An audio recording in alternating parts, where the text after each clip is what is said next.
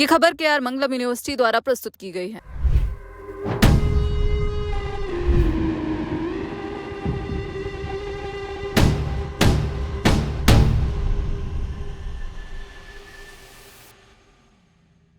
Trump ने Iran को भारी आर्थिक दबाव की धमकी दी है, लेकिन सवाल ये उठता है कि क्या ये धमकी ईरान से ज्यादा खुद अमेरिका पर भारी पड़ने वाली है? क्या ट्रंप का ये दाव उन्हीं की अर्थव्यवस्था और आने वाले मिड टर्म चुनावों पर एक आर्थिक बूमरैंग की तरह वापस पलटने वाला है?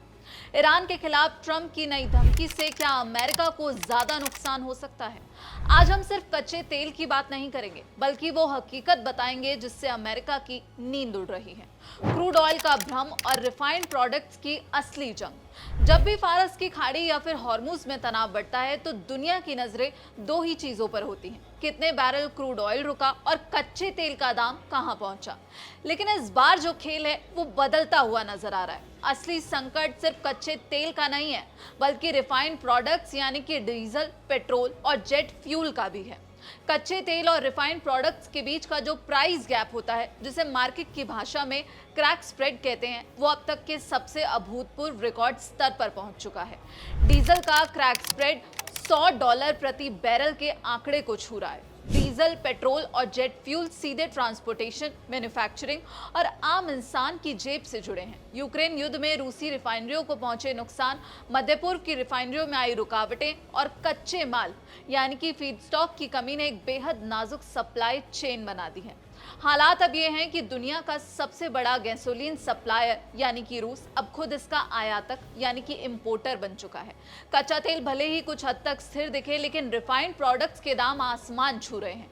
और ये वही बिंदु है जहां से ऊर्जा संकट वित्तीय बाजारों से निकलकर सीधे जो वास्तविक अर्थव्यवस्था है उस पर हमला करता है। चीन का अप्रत्यक्ष वार और मार्केट में मची होड़। अब इस कहानी में जो दूसरा सबसे बड़ा मोड़ है वो चीन का व्यवहार है। सरकारी आंकड़ों के अनुसार जुलाई में चीन का तेल आयात बढ़कर 8.41 मिलियन बैरल प्रतिदिन हुआ था। लेकिन अगस्त में पर्शियन गल्फ का तेल बेचने वाले बड़े ट्रेडर्स से मिली जानकारी ये बताती है कि चीन की खरीदारी अचानक बहुत तेजी से बढ़ी है।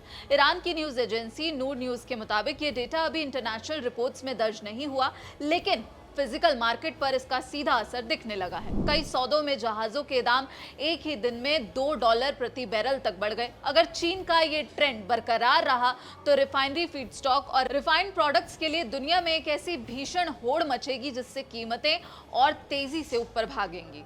अमेरिकी अर्थव्यवस्था की कमजोर नब्ज। अब जरा अमेरिका के घरेलू आर्थिक आंकड़ों पर नजर डालते हैं, जो ट्रंप के लिए सबसे बड़ी सिरदर्दी बने हुए हैं। ट्रंप को यहाँ पर झटके लग रहे हैं। सस्ती पड़ती जीडीपी। 2026 की पहली तिमाही में अमेरिका की आर्थिक वृद्धि दर 2.1% थी, जो दूसरी तिमाही में गिरकर महज 1.5% रह गई। ऐतिहासिक बॉन्ड यील्ड। 13 अगस्त को अमेरिका के $25 बिलियन मूल्य के 30 वर्षीय ट्रेजरी बॉन्ड की नीलामी 5.21% की यील्ड पर हुई है। आपको बता दें ये 2001 के बाद का सबसे उच्चतम स्तर है। विशालकाय वित्तीय घाटा।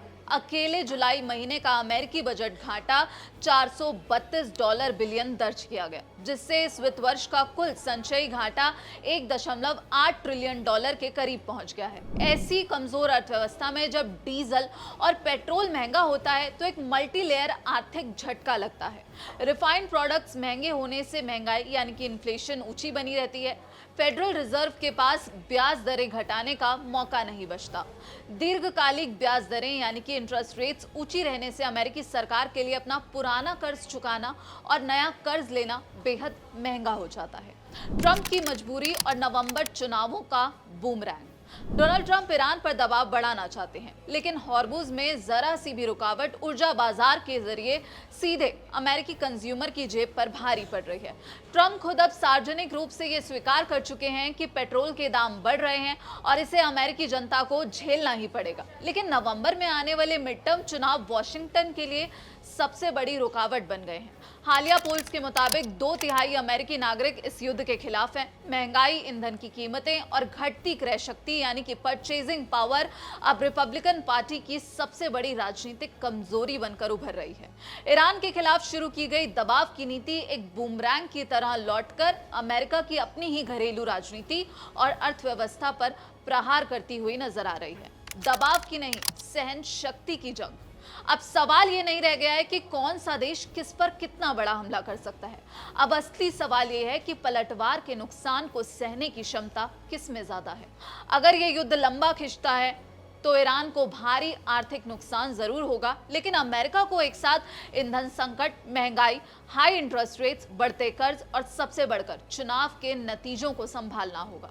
हॉर्मुज का संकट अब इस बात से तय नहीं हो रहा कि वहां से कितने बैरल तेल गुजर रहा है, बल्कि इससे तय हो रहा है कि यह संकट पेट्रोल डीजल की कीमतों में कितने डॉलर जोड़ रहा है और अमेरिका की आर्थिक व राजनीतिक क्षमता को कितना निचोड़ रहा है। ये जंग अब सिर्फ सैन्य ताकत की आजमाइश नहीं रही, बल्कि नवंबर चुनाव तक डोनाल्ड ट्रंप की आर्थिक और राजनीतिक सहन शक्ति की असली परीक्षा बन चुकी है। मध्य पूर्व में संघर्ष समाधान को लेकर ईरान अमेरिका के बीच मतभेद जो हैं वो लगातार बरकरार हैं। ईरानी विदेश मंत्री अब्बास अरागची ने कहा कि तेहरान ने अभी ये तय नहीं किया कि वॉशिंगटन के साथ बातचीत यानी कि वार्ता फिर से शुरू की जाए या नहीं।